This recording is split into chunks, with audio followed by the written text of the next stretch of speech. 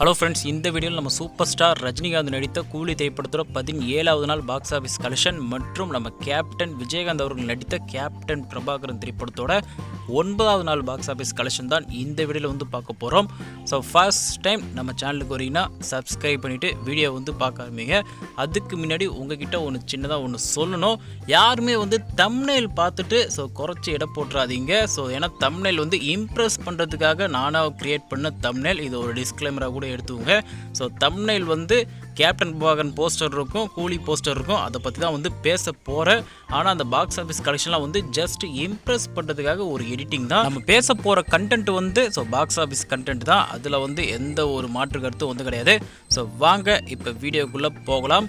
கூலி திரைப்படம் பொறுத்தவரை வெற்றிகரமாக நேத்தியோட 17 நாள் முடிந்து விட்டது. நேத்தி நான் ஒர்க்கிங் டே, சனிக்கிழமை. எந்த அளவுக்கு எல்லா ரீஜன்லையும் எவ்வளோ கலெக்ஷன் பெற்றிருக்கு அப்படின்றத பார்த்தலாம். ஃபர்ஸ்ட் ஆஃப் ஆல் தமிழ்நாடு பொறுத்தவரை 17வது நாள் அதிகப்படியே 2.5 கோடிக்கு மேலே கலெக்ஷன் பெற்றிருக்கு. 2.5 crore மேலே. உண்மையிலே இது ஒரு சூப்பரான ஒரு கலெக்ஷன் அப்படின்னு கண்டிப்பாக சொல்லுவேன். படம் ரிலீஸ் ஆகி 2 வாரத்தையும் கடந்து நேற்று 17வது நாள் 2.5 கோடிக்கு மேலே கலெக்ஷன் பெற்றிருக்குன்னா உண்மையிலே இது ஒரு வேற லெவல் தான். அதுக்கான காரணம் நேத்திக்கு நான் ஒர்க்கிங் டே, விடுமுறை. அதனால் நிறைய பேர் திரைப்படத்தை பார்த்துருக்காங்க. இன்னமும் டிக்கெட்ஸ்லாம் 120லேருந்து 150 ரூபாயில் நிறைய டிக்கெட்ஸ்லாம் போயிட்டு இருக்கு. ரொம்ப குறையில, அதேமாதிரி ரொம்ப அதிகமாக கிடையாது. ஒரு மீடியமான ஒரு டிக்கெட் ப்ரைஸ் தான். இந்த திரைப்படம் ஏ சான்றிதழ் மட்டும் இல்லாமல் UA-வாக இருந்திருந்தால் இந்நேரத்துக்கு இந்த 17வது நாள் நான் ஒர்க்கிங் டேல கண்டிப்பாக ஒரு 4 கோடியிலேருந்து 5 கோடி மேலே வந்திருக்கும். அந்த இடத்த ஆந்திரா மற்றும் தெலுங்கானால 17வது நாள் 80 லட்சத்துக்கு மேலே கலெக்ஷன் பெற்றிருக்கு. அபவ் 80 lakhs மேலே. உண்மையிலேயே 17வது நாள் ஆந்திரா மற்றும் தெலுங்கானாலேயே ஒரு நல்ல ஒரு தார்மான ஒரு கலெக்ஷன் அப்படின்னு கண்டிப்பாக சொல்லுவேன். அந்த சைடில் இருக்கிறவங்களுக்கு இந்தமாரி ஒரு வல்கரமான ஒரு திரைப்படமாக இருந்தால் தான் கண்டிப்பாக பிடிக்கும் போல் ஏ சான்றிதழ் திரைப்படம். கண்டிப்பாக புஷ்பா 2 பார்த்துருப்பீங்க. அதுலேயும் பெருசாக கேப்டன் பிரபாகரனோட கதையை தான் கொஞ்சம் இது பண்ணி அப்படியே எடுத்திருப்பாங்க. அந்த திரைப்படம் எப்பேற்பட்ட படம் அப்படின்னு தெரியும். அதேமாரி தான் கூலியும் நல்ல ஒரு கலெக்ஷன் பெற்றுட்டு இருக்கு இப்பயும். அண்ட் அடுத்த கேரளா பொறுத்தவரை 17வது நாள் 30 லட்சத்துக்கிட்ட கலெக்ஷன் பெற்றிருக்கு. 30 lakhs வரைக்கும். இது ஒரு ஜஸ்ட் ஒரு ஓகேவான ஒரு கலெக்ஷன் தான். படம் ரிலீஸ் ஆகி 2 வாரம் கடந்து விட்டது. கேரளாலாம் இந்த அளவுக்கு 2 வாரம் கடந்து இந்த அளவுக்கு ஒரு தமிழ் திரைப்படம் கலெக்ஷன் பெற்றதெல்லாம் பெரிய விஷயம் அப்படி தான் கண்டிப்பாக சொல்லுவேன். அதுவும் ஒரு மிக்ஸ்டு ரிவ்யூ வாங்கின ஒரு ஏ சான்றிதழ் திரைப்படம். அண்ட் அடுத்த பார்க்க போகிறது கர்நாடகாவில் 17வது நாள் 50 லட்சத்துக்கு மேலே கலெக்ஷன் பெற்றிருக்கு. அபவ் 50 lakhs மேலே. கர்நாடகாவை பொறுத்தவரையும் ஒரு சூப்பரான ஒரு கலெக்ஷன் தான். ஆரம்பத்தில் கர்நாடகாவை பொறுத்தவரை வேற லெவலில் தாறுமாறாக கலெக்ஷன் பெற்றிருந்துச்சு கூலி திரைப்படம். போக போக கொஞ்சம் கம்மியாகி விட்டது. அண்ட் அடுத்தபடியாக நார்த் இந்தியா 17வது நாள் அதிகப்படியாக 1 கோடி கிட்ட கலெக்ஷன் பெற்றிருக்கு. 1 crore கிட்ட. நார்த் இந்தியாவில் இன்னும் அந்த சூடு, அந்த ஒரு மாசு இன்னும் குறையவே இல்லை அப்படின்னு தான் கண்டிப்பாக சொல்லுவேன். ஆமீர் கான் அவர்கள் ஒரு சின்ன ஒரு கேமியோ பண்ணதுக்கு இந்த அளவுக்குனா அப்போ பார்த்துவங்க. ஃபுல் அண்ட் ஃபுல் படம் தான் எந்த அளவுக்கு கலெக்ஷன் பெற்றிருக்கோம் அப்படின்ட்டு. ஒட்டுமொத்த இந்தியாவை பொறுத்தவரை 17வது நாள் அதிகப்படியாக 4 கோடி மேலே கலெக்ஷன் பெற்றிருக்கு. அதாவது 4 கோடியே 10 லட்சத்துக்கிட்ட. உண்மையிலே ஒரு ஜஸ்ட் ஒரு ஓகேவான ஒரு கலெக்ஷன் தான். நான் ஒர்க்கிங் டேல நான் இன்னும் ஒரு 5 கோடிக்கு மேலே வரும் அப்படின்னு கொஞ்சம் எதிர்பார்த்தேன். பட் இருந்தாலும் ஒரு ஜஸ்ட் ஒரு ஓகேவான ஒரு கலெக்ஷன். 4 கோடிக்கு மேலே கலெக்ஷன் போயிட்டுருக்கு நம்ம இந்தியாவை பொறுத்தவரை. அந்த அடுத்தபடியே ஓவர்சீஸ் வெளிநாடு 17வது நாள் 80 லட்சத்துக்கு மேலே கலெக்ஷன் போயிட்டுருக்கு. 80 லட்சம்ன்றது ஒரு நல்ல ஒரு கலெக்ஷன் தான். வெளிநாட்களில் இன்னமும் கொஞ்சம் நல்லாவே போயிட்டு இருக்கு. வெளிநாடு பொறுத்தவரை உண்மையிலே இந்த திரைப்படம் இன்னும் கொஞ்சம் போயிட்டு தான் இருக்கும். செப்டம்பர் 5 வர வரைக்கும் 50 லட்சத்துக்கு மேலே தான் வெளிநாட்டிலையும் கலெக்ஷன் பெற்று இருக்கோம். நீங்கள் வேணால் பாருங்கள். ஏன்னா வெளிநாட்டிலையும் வேறு எந்த திரைப்படமும் பெருசாக எதிர்பார்த்த ஒரு பெரிய திரைப்படம் இல்லை. எனவே செப்டம்பர் 5 அதாவது செப்டம்பர் 4 வரைக்கும் கூலி திரைப்படம் தான் வெளிநாட்டில் சக்கப்போடு போட்டுட்டு இருக்கோம். ஒட்டு மொத்தமாக வேர்ல்டு வைடு 17வது நாள் அதிகப்படியாக 4 கோடியே 90 லட்சத்துக்கு மேலே கலெக்ஷன் பெற்றிருக்கு. கிட்டத்தட்ட 5 கோடி அப்படி வச்சுக்கோங்க வேர்ல்டு வைடு. நான் வேர்ல்டு வைடு சனிக்கிழமை ஒரு நான் ஒர்க்கிங் டேல கண்டிப்பாக ஒரு 6 இல்லை 7 கூட வரும்னு நினச்சேன். பட் ஒரு ஓகேவான ஒரு கலெக்ஷன் தான். ரொம்ப கம்மி கிடையாது. எனவே வேர்ல்டு வைடு கூலி திரைப்படம் 17 நாட்களில் 540லேருந்து 568 கோடி கிட்ட கலெக்ஷன் போயிட்டுருக்கு. நம்ம தான் 540 560 சொல்கிறோம் போல். இன்னமும் எந்த இதுவும் பெருசாக அஃபிஷியலாக சொல்கிறவங்களாம் 510 அதேமாதிரி 520ஓட போயிட்டுருக்கு. ஜஸ்ட் இது ஒரு ப்ரொடக்ஷன் மத்தியில் தான் சொல்கிறேன். அது உங்கள் எல்லாத்துக்கும் தெரியும். ஆனாலும் நிறைய பேர் நம்ம கான்வர்ஸில் சொல்கிறீங்க 540 550 கோடிக்கு மேலே கலெக்ஷன் போயிட்டுருக்கு அப்படின்னு ஒரு தரப்பு. வெயிட் பண்ணி பார்ப்போம். சன் பிக்சர்ஸ் அஃபிஷியலாக இதுக்கப்புறம் போஸ்டர்லாம் விடுற மாரி தெரியல. 2 வாரம் முடிஞ்சு 17 நாள் முடிஞ்சு இன்றைக்கி 18வது நாள். கண்டிப்பாக வராது அப்படின்னு தான் வந்து என்னோட ஒரு இது. எனக்கு என்னென்னா கூலி திரைப்படம் ரிலீஸ் ஆகிறதுக்கு முன்னாடி 1000 கோடிலாம் கன்ஃபார்ம் தோடும் அப்படின்ற ஒரு நம்பிக்கை தான் இருந்துச்சு. ஏன்னா பெரிய அதாவது நார்த் இந்தியாவிலே பெரிய மல்டிபிளெக்ஸ்லேயே ரிலீஸ் ஆச்சு, நிறைய ஸ்க்ரீன்ஸில் ரிலீஸ் ஆச்சு. லோகேஷ் கனகராஜ் வித் நம்ம சூப்பர் ஸ்டார் ரஜினிகாந்த் அவர்கள் காம்பினேஷன், நாகார்ஜுனா, ஆமீர் கான், உபேந்திரா அப்படி இப்படின்னு நிறைய பேர் இருக்கிறதால அப்படி இப்படின்னு நான் பேராசை பெற்றேன். பட் இப்போது 600 கோடி வந்தால் கூட பெரிய விஷயம் அப்படின்னு நினைக்கிறேன். ஆனால் படம் ஹிட்டு, அதை மட்டும் சொல்லிக்கிறேன். அண்ட் அடுத்தபடியாக நம்ம புரட்சி கலைஞர் கேப்டன் விஜயகாந்த் அவர்கள் நடித்த கேப்டன் பிரபாகரன் திரைப்படத்தோட 9வது நாள் பாக்ஸ் ஆஃபீஸ் பார்த்துடலாம்.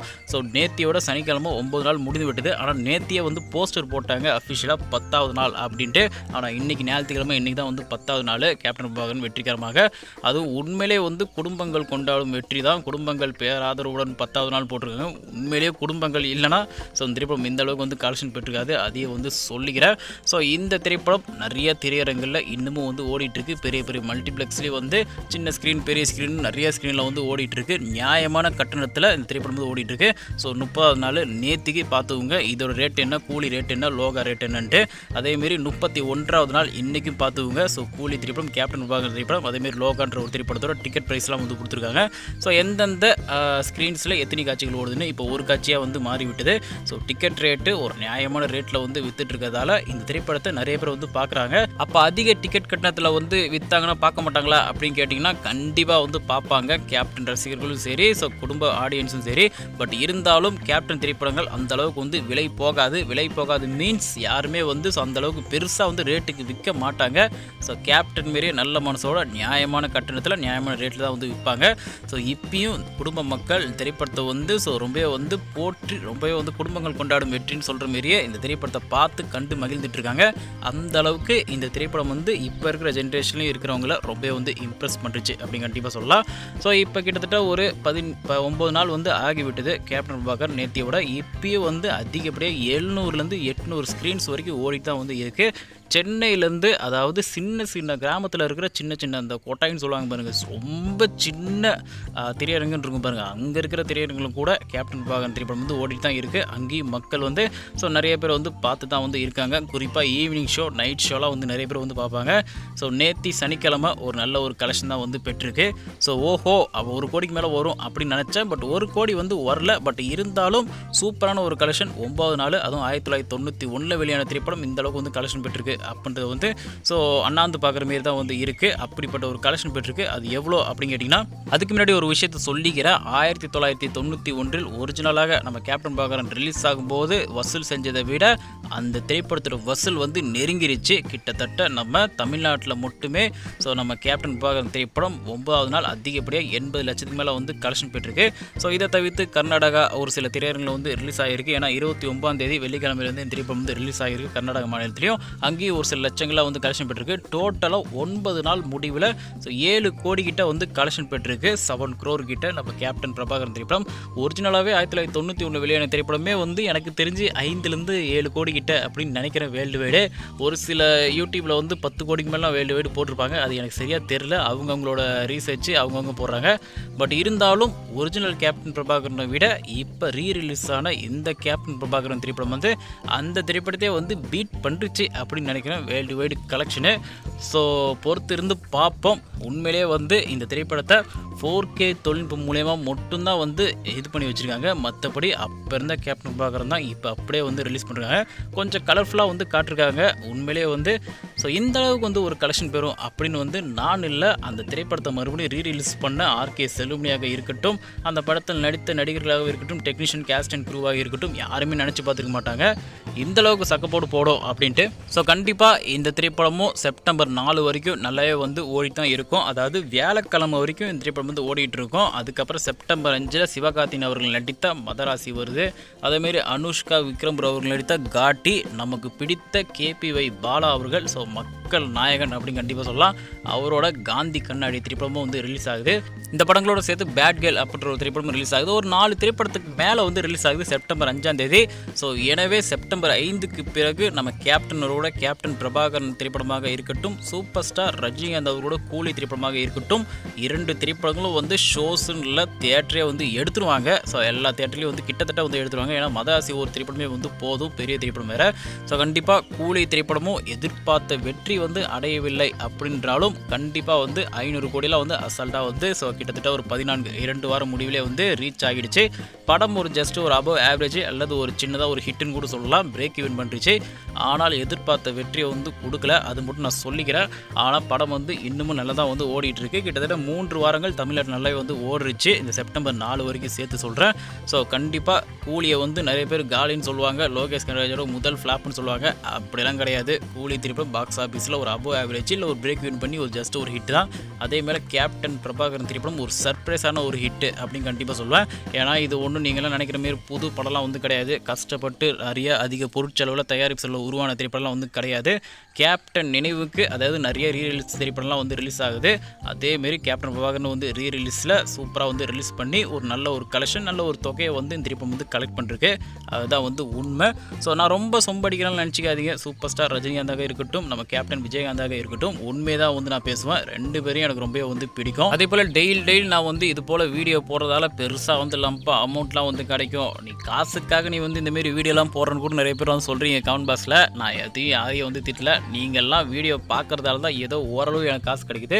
நீங்கள் எதிர்பார்த்த காசுலாம் வந்து உண்மையிலே வந்து கிடைக்காது. ஒவ்வொரு வீடியோ போட்டால் என்ன ஒரு 80 ரூபா 100 ரூபா கிடைக்கிறதே எனக்கு வந்து பெருசு தான். உண்மையிலே சொல்கிறேன். அந்தளவு கம்மியாக தான் வந்து டாலர் கொடுப்பாங்க.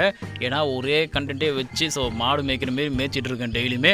ஸோ ஏதோ ஓரளவு வந்து போயிட்டு இருக்கிறதால தான் சரி இதை வந்து விட்டுறக்கூடாது. ஒரு 8 நிமிஷம் 10 நிமிஷத்துக்கு மேலே வீடியோ போடணும், அதுவும் உண்மையான ஒரு வீடியோ போடணும், ஒரு நல்ல ஒரு வீடியோ மக்களுக்கு பிடித்த வீடியோ போடணுக்காக தான் இந்த வீடியோ வந்து போட்டுட்ருக்கேன். ஸோ கிட்டத்தட்ட இது வந்து ஏதோ ஒரு 5000 வியூஸ் போகிற வரைக்கும் போட்டுட்ருப்பேன். அதுக்கப்புறம் நிறுத்திப்பேன். ஸோ அவ்வளோதான் ஃப்ரெண்ட்ஸ். இந்த வீடியோ பிடிச்சிருந்தா லைக் பண்ணுங்கள், ஷேர் பண்ணுங்கள், சப்ஸ்கிரைப் பண்ணுங்கள். முரண் கருத்துக்கள் எதுவாக இருந்தாலும் கமெண்ட் பாக்ஸில் வந்து கமெண்ட் பண்ணுங்கள். இது வரைக்கும் நம்ம சேனலுக்கு சப்ஸ்கிரைப் பண்ணி சப்போர்ட் பண்ண உள்ளங்கள் அனைவருக்கும் நன்றி. தேங்க்ஸ் ஃபார் வாட்சிங்.